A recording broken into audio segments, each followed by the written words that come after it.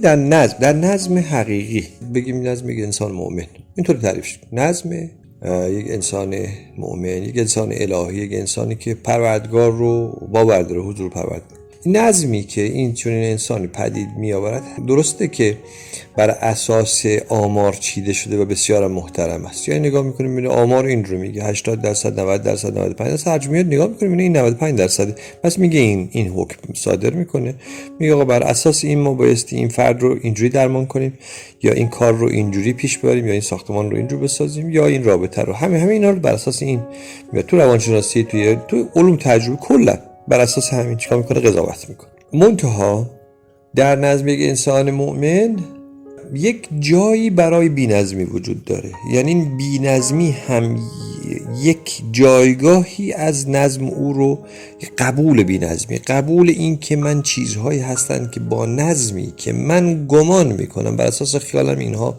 راه رستگاری هست، راه خوشبختی، راه موفقیته، یه چیزهایی رو هم من نمیفهمم یا با نظم من ناخوانا هست. من همیشه به دلیل اینکه اعتقاد به این دارم که چه بسیار چیزایی که من خوشم میاد و بده و چه بسیار چیزایی که بده و من بدم میاد و خوب هستش، آیه قرآن کریم، بر اساس این که من حضور پروردگار رو قبول دارم، همیشه یه جایی بی‌نظمی رو هم قبول میکنم در این چینش نظم. میگم بله این باید اینجور باشه، این بر اساس آمار اینجور باشه. در ضمنش بایستی من این بی‌نظمی رو هم چیکار بکنم؟ بپذیرم. این چیزی که اسمشو بی‌نظمی میذاریم بی‌نظمی مطلق نیست، بی‌نظمی نسبی از دیدگاه منه. من گمان میکنم آقا نظم اینه، منتها من یه جایگاه میذارم برای اینکه بله ممکن این بی‌نظمی هم به نظر من نظم باشد، اما من قبولش میکنم، میپذیرم. گاهی اوقات ممکن اینطوری باشه. بسته به مفتاح دعا بگشاید. این واقعیتیه که ما گمانمون اینه که همه درهای بسته با کلید باید باشن. بعض موقع هستش نه با یه چیز دیگه باز میشه. اون در بسته گمان میکنی این هست، نه یه مقدماتی داشته به اینجا رسیده. اون مقدماتش غیر از عالم ماده و غیر از سلسله علت و معلول شناخته شده منه. ما نمیخوایم علت معلول کنار بذاریم در این روابط.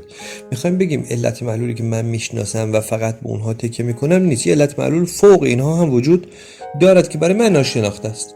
درست مثل کسانی یه زمانی مثلا میکروب رو نمیشناختن، خب بعد میگفتن، یعنی با خودشون میگفتن آقا غیر از اینکه من فکر میکنم که مثلا مالاریا رو میگفتن مال ایریا، یعنی مربوط به هوای بده، میگفتن آقا هوای بد میاد و هوای بد باعث میشه آدم‌ها تب بکنن، مریض بشن.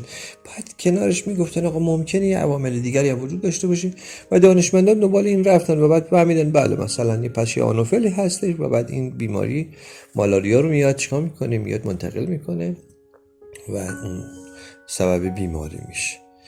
اینه که اگر کسی این ایمان رو داشته باشد، این اصلا این آدم دانشمنده. اتفاقا کسی که بی‌نظمی ها رو هم کنار نمیذاره و میپذیره، این وجه اشتراک انسان مؤمن و انسان دانشمند اینه که انسان دانشمند اعتقاد داره که در متن بی‌نظمی هایی که دیگران گمان میکنن بی‌نظمی هست، نظم هایی وجود داره. پس به جستجو اونا میره. چیزایی که به نظر دیگران بی قاعده و بی علت هست، علت های وجود داره، میره در جستجو اونها. انسان مؤمن هم میگه بله من هم اعتقاد دارم که در این چیزهایی که من نمیفهمم و تکافؤ نمیده ذهن من، این همه هستی اون نیست، بلکه چیزهای دیگه ای هم وجود داره.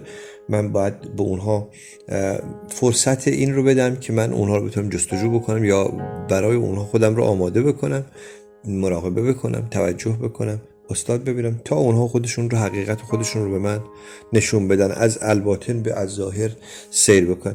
این وجه انسان مؤمن و انسان دانشمند هست.